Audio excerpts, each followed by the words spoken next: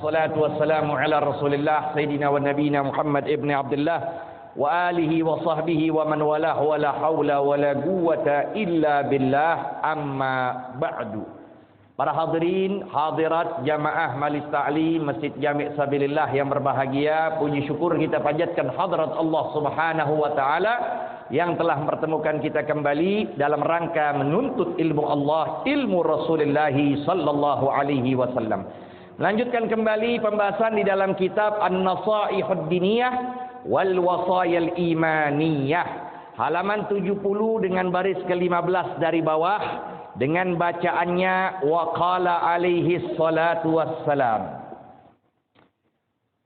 Ya, langsung saja diterangkan halaman 70 dengan baris ke-15 dari bawah. Bismillahirrahmanirrahim. Qala al-musannif rahimahullah wa nafa'ana bihi wa bi ulumihi fid dharain amin radhiyallahu ta'ala anhu. Wa qala sallallahu alaihi wasallam, dan bersabda Nabi besar Muhammad sallallahu alaihi wasallam, la yadkhulul jannata lahmun, tidak akan masuk surga ya daging apapun. Nah, dilanjutkan kembali, nabata min suhtin, yang daging itu timbulnya daging dari makanan yang haram. Ya. Berarti apa? Tandanya ini syakawah, ini kelacuran, ini kerugian kita ketika kita makan dari barang yang nggak bakal. Kita mau sodakoh sekalipun harta kita, harta kita nggak bakal itu diterima. Sehingga di Zubat dikatakan wa ta'atun miman haraman ya'kulu, ketaatan tapi dari barang yang haram kita makan. Kita berbuat baik tapi itu dihasilkan dari barang yang mislul bina'i fawqa mawji'in yuj'al, seperti kita mau bikin bangunan tapi di bawah laut, pondasinya laut, air. Iya, ditempa kita dengan ombak, gimana bisa bangun itu? Itu sebab ya. Jadi perhatikan, makanan yang masuk ke dalam perut, minuman masuk ke dalam perut, sedikit kita ibadah bakal manfaat buat diri kita.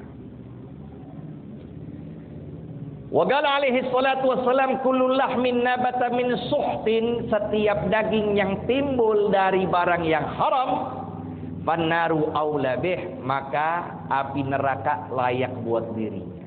Nah, lihat nih. Ini ada ceritanya nih. Yaitu ketika Sayyidina Abu Bakar Siddiq didatangkan oleh pembantunya makanan. Tiba-tiba beliau makan, ketika itu lupa. Biasanya beliau selalu bertanya nih kepada pembantunya, dari mana kau dapatkan ini makanan. Tumben pada hari itu beliau langsung makan. Kita habak semuanya. Lapar, soto lagi dapat. Waduh, makan habis. Dari situ Sayyidina Abu Bakar pas sudah makan, pembantunya ngingetin, tumben-tumbenan kau tidak tanya dari mana ku dapati. Biasanya kau senantiasa tanya. Maka diberitahukan, lantaran aku lapar, lihat, sampai lupa untuk bertanya. Maka ibadah kalau lapar jadi nggak bener. Ini ngaji kalau nggak ada nasi uduk, jadi nggak enak. Jadi tiap bulan kan kita dikebuli katanya. Jadi apa itu? Ya.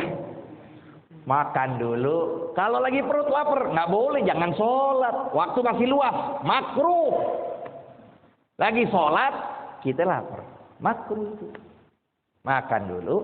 Karena itu lihat, Sayyidina Abu Bakar sampai lupa. Yang beliau biasa tanya, lupa. Disitulah beliau bertanya langsung kepada pembantunya, maka disebut bahwa aku ini meruqyah kaum jahiliyah. Tuh, lihat tuh. Ya, tuannya orang besar, pembantunya bisa juga ngobatin. Itulah. Dia duduk sama orang soleh, kecipratan juga kesolehannya. Ini pembantunya bisa ngeruqyah, ngobatin orang. Nah, aku ngeruqyah orang jahiliyah, Allah berikan kesembuhan, lalu dia berikan aku ini makanan. Wow, langsung pikir. Berarti itu daging sembelian dari orang kufar. Sembelian bagaimanapun orang kufar hukumnya najis.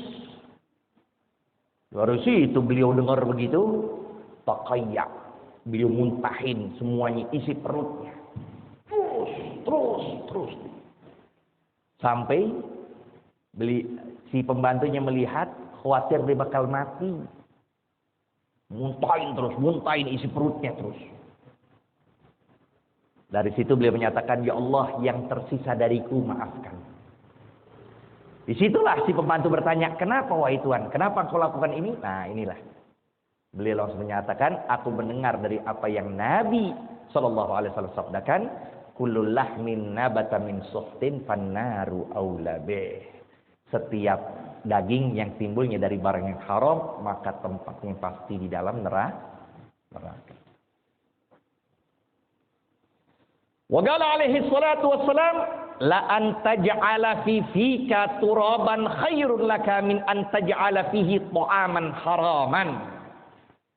Betul-betul engkau jadikan di dalam fika, mulutmu. Ya. Ini termasuk dari asmaul khamsah. Ini kan para pelajar banyak di sini nahunya belajar nih ntar. Ya. La antaj'ala. Betul-betul engkau jadikan di dalam mulutmu fika. Ya, asmaul khamsah. Majrur bil ya. Khairun laka, lebih baik untuk kamu min antaj'ala fihi ta'aman haraman. Apa? Engkau jadikan di dalam mulutmu ini adalah tanah. Masukin mulut kamu tanah. Biar engkau makan tanah.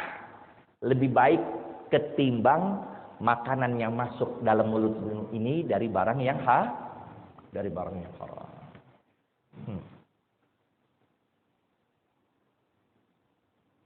Makanya cerita Al-Imam Umar bin Abdurrahman Al-Attas sahibur ratib, gimana itu? Waroknya beliau. Sampai ketika beliau dipanggil oleh raja, lalu beliau datang bertemu di suatu jalan, tiba-tiba si raja menuangkan kopi. Disuruh bawahannya untuk bikin kopi buat Hai Umar. Hai Umar udah siapin. Beliau katakan tidak. Aneh udah bawa kopi yang ente bakal kasih aneh udah bawa, udah siapin buat diri aneh. Gak diterima. Tanya, ya Habib sampai begitunya. Maka dibalikin Hai Umar, dengan sebab inilah aku menjadi seperti ini. Maksudnya apa? Dengan sifat warok yang aku lakukan, maka makom yang Allah berikan begitu hebatnya kepada beliau. Lihat masuknya, diperhatiin betul-betul. Air, makan. Maka anak kita, istri kita bakal begini. Man akalal haram asad jawarihu sya'am aba. Siapa yang makan dari barang yang haram, mau tidak mau, seluruh anggota tubuhnya maksiat, mau dia suruh atau tidak, bakal jadi maksiat.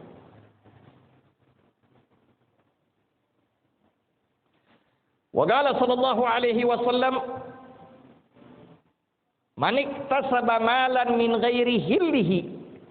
Siapa orang yang berusaha untuk mencari harta, dia bekerja untuk mendapatkan harta. Min ghairi hillihi, tapi dari tanpa halal. Banyak usaha yang kita khawatirkan, ya, bisa mendatangkan suatu yang bukan halal tapi haram. Bahkan mungkin syubhat di situ. Jadi ya, sehingga disebut afdol makasib. Pertama ziraah, bercocok tanam. Itu afdol, paling utama. Yang kedua sinaah, kerajinan tangan. Ngebikin ini, ngebikin itu, ngebikin ini. Yang ketiga baru tijaroh, dagang. Itu dia. Nah, kalau kita kerja di tempat, di toko, jual bir, gimana itu hukum? tetap kena laknat kita. Kerja di mana? Di Alfa di mana? Ada bir juga di situ. Kita kerja ngebawa dapat laknat. Ngebantu maksiat namanya. Ya.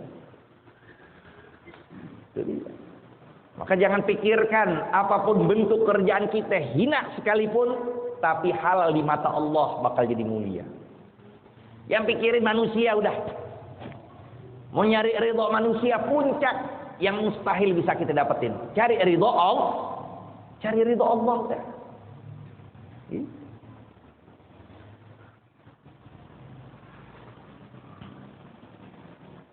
Fa in tasaddaqa bihi lam yuqbal minhu. Nah ini dia. Dia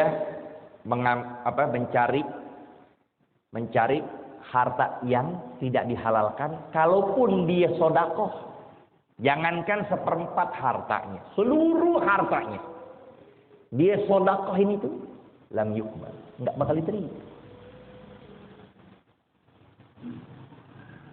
Wa in anfaqa minhu, kalau dia nafkahkan ke anak istrinya, kerabatnya, ibunya. Nah, ini dari hal yang diwajibkan kita bernafkah. Kita nafkah wajib gak? Wajib kalau kita sebagai anak.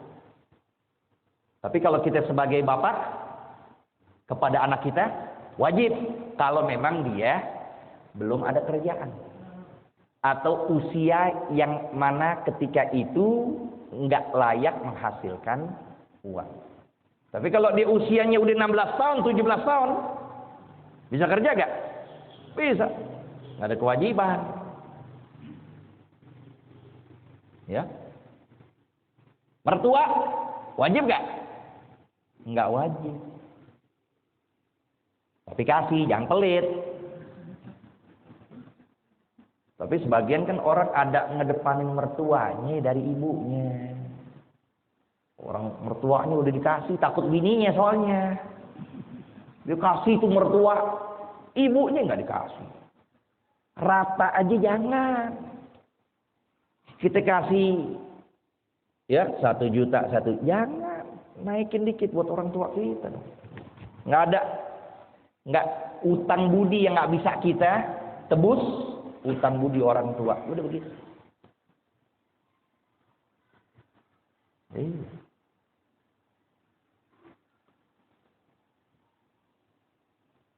Wa in anfaqa minhu lam yubarak lahu fi. Kalau dia nafkahkan itu uang kepada anak istrinya, enggak bakal jadi berkah. Enggak bakal jadi berkah. Berarti akan timbul pula watak yang tidak baik kepada anak istri kita. Wa in tarakahu khalfa dhahrihi. Nah, kalaupun dia tinggalkan khalfa dhahrihi, artinya apa? Disimpan. Disimpan itu harta yang didapatkan dari barang yang kana zadahu, adalah bekal dia ilan nar, menuju neraka.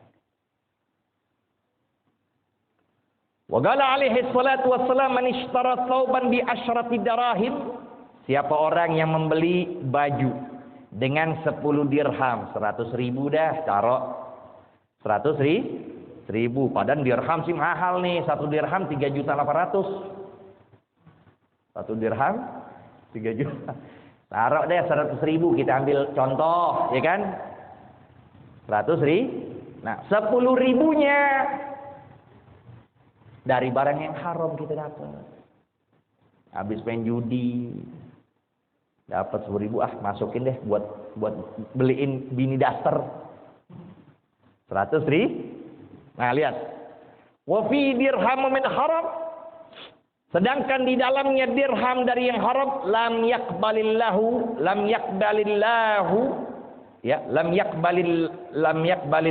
lahu salata madama alaihi. Niscaya Allah tidak akan terima sholatnya selama dia pakai itu baju yang ada dalamnya. Dia pakai baju itu, ini baju dari yang haram, udah.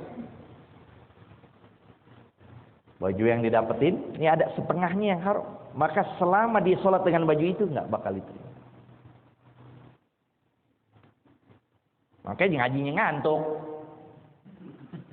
Ngaji ngantuk deh udah. Nyender-nyender udah tidur.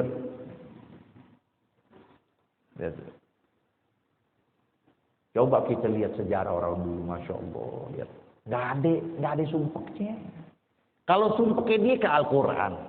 Kalau kita ke handphone, tambah sumpek. Sumpeknya dia ke Al-Quran. Buka Al-Quran. Tadabbur. Tafakur. Ziarah orang-orang baik. Duduk. Hilang itu yang begitu. Nah sekarang di lingkungan kita, yang kita tiap hari ketemu, ya itu yang bikin kita sumpah. Nggak TV, nggak handphone, ngobrolin masalah dunia, bicara anu itu. Maka disebut ulama, inda dzikri sholihin tanzilur rahmah. Ketika disebut orang-orang soleh, turunnya rahmat. Ya. فإذا كان هذا في الثوب الذي يكون أشهر ثمنه حراما, maka jikalau adalah ini di dalam baju yang 1/10 harganya dari barang yang haram, fakaifa yakunu hal law kana thamanu kulluhu minal haram. Lalu bagaimana kalau seluruh bajunya itu 100.000 itu dari barang yang 10%-nya aja begitu. Gimana 100.000-nya itu dari barang yang lihat. Wa idza kana hadza fi thawb, nah balik lagi. Dan jikalau ini adanya dalam baju dari barang yang ini baju bagian zahir apa batin? Zahir kan yang lihat kan? Nah, alladzi yakunu ala zahir al-jasad fa kaifa yakunu al-hal fi ta'am? Lalu bagaimana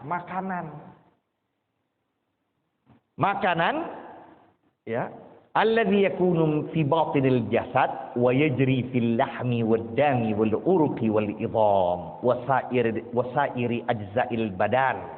Bagaimana keadaan yang mana itu berada dalam bagian dalam kita yang bercampur dengan darah, dengan daging, dengan tulang, dengan seluruh anggota tubuh kita. Fata'ammalu dzalika jiddan, maka perhatikanlah hal demikian betul-betul. Wa am'inu fihi an-nazar, dan perhatikanlah di dalamnya pada pemandangan tersebut. Wattaqullah wahdaru, dan takwalah engkau kepada Allah dan hati-hatilah. Takwa sudah. Makanya takwa itulah hirzun haris, benteng yang kuat kita. Kita nasihatin anak kita begitu. Biar takwa nak, bikin wasiat. Biar takwa, jangan lepas dari takwa. Apa yang kau mampu, jalankan untuk mendapat ridha Allah. Wasiat. Itu.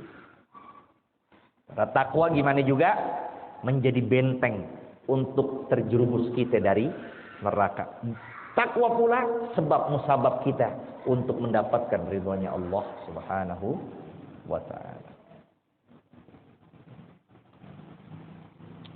Waqala Ibnu Abbas, sampai sini dulu. Wallahu a'lam bissawab. Rabbi zidna ilma warzuqna fahma. Ayo, ada pertanyaan silahkan. Kita bacakan doa nih. Ada pertanyaan?